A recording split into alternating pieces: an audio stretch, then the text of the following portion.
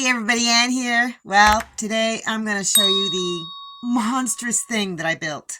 There it is, the monstrosity. I decided to go for the A-frame type of thing, and I kind of just didn't follow the conventional rules of building one of these things. You can see at the top there's two poles going across because, well, I built both the walls first, and then at the last minute I decided not to do, the trellis over the top. I just decided to do A-frame.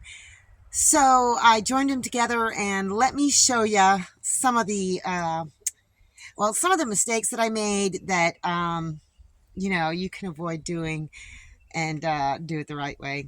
First things first, you don't need to use larger pieces of bamboo to build this. You really just don't.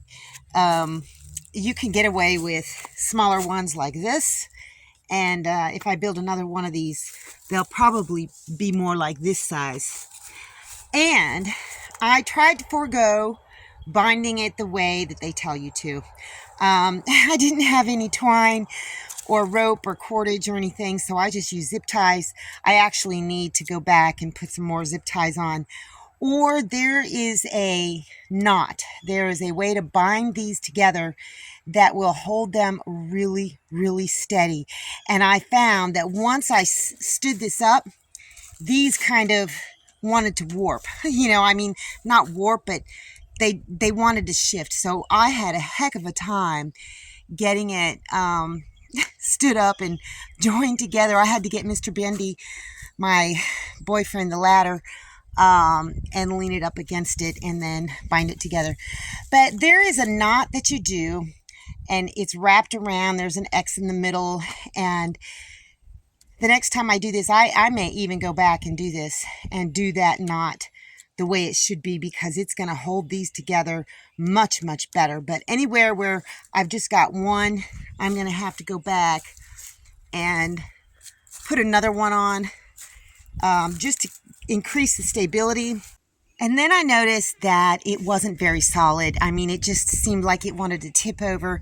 So I added, I was tired of cutting bamboo, so I just added a couple of these garden stakes, one on this end and one on the other. I still can get in up underneath, and it really increased the stability. And but then I found that it kind of wanted to shift back and forth this way. So I connected, look at, I'm still using this stuff. Isn't that crazy? I went ahead and added, a piece of bamboo, one on this end and one on the other end. And the end result is it's kind of monstrous, but it is pretty stable. And I've seen people put rebar in the ground and then put the bamboo inside the rebar, but I didn't have any rebar. So another thing that I'm going to do in the future is these little things right here. I ended up leaving them on. Most of the other poles, I took them off, and that is a perfect place to, attach twine or, even the zip ties. And they come in each joint, and you can put plants underneath of them and twine and let them grow up. So I will not be so drastic. I won't cut these things off entirely the next time. But my plan is, I haven't decided if I want to put the buckets on the outside or the inside. I'm thinking kind of on the outside, and then maybe in the middle I can plant some more things that don't do so well in the full-on, sunshine. These are here strategically just to kind of brace this. And I'm going to give, I don't know, I'll probably do tomatoes in those. I don't know, probably tomatoes in those, because I've got a lot of tomato plants coming up. And then I think I'm going to do the cucumbers over here. And then probably peas first, and then beans over here, because the peas do a little bit better if, it's just been my experience that if they're not in full on sun all day long. And the cucumbers will, as they grow up, hopefully, as they grow up, will hopefully shade them. So, you know, it does look monstrous, but I don't know. I think it's pretty cool. I think it'll work, and I will probably get twine and work it out some more. And then I will probably make a single wall on this one and just lean it up against the tiny house. Same for this one, lean it up against, and likely just, I don't know, I may try and grow some squash and maybe try and train it to go up. But I haven't put anything else in the buckets yet. I need some good soil, and I'm going to have to go to the store to get that. But it's coming along, you guys. I just hope something grows on this. Look at this. It's just a mess. But it is pretty stable. It doesn't seem like it's going to go anywhere.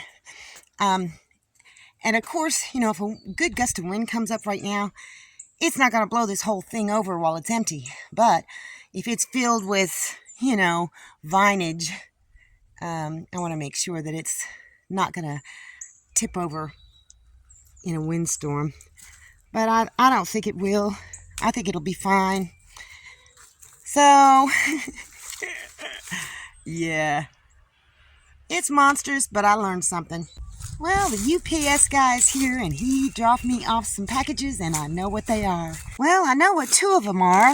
A tarp that I ordered, and some split green peas that I ordered for the chicken feed. But this, I do not know what that is. This tarp is a 12 by 12, and I'm going to use it to replace this tarp up here for my outdoor little kitchen dilly. You know what? I think I know what this is. A company reached out to me a couple of weeks ago and asked me if I wanted to review some products. I've got another package inside that's got a very cool thing in it. But I'm going to open it up and show you what's in that box and show you what's in the other box from the company that reached out to me in the next video, because this video is long enough and I'm trying not to make my videos so long.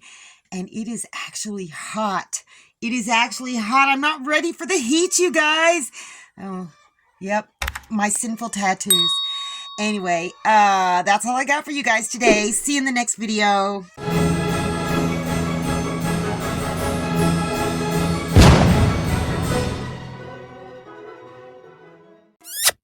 Thanks for watching, everybody. I hope you enjoyed the video. Make sure you like, subscribe, hit the bell, and y'all have a good one.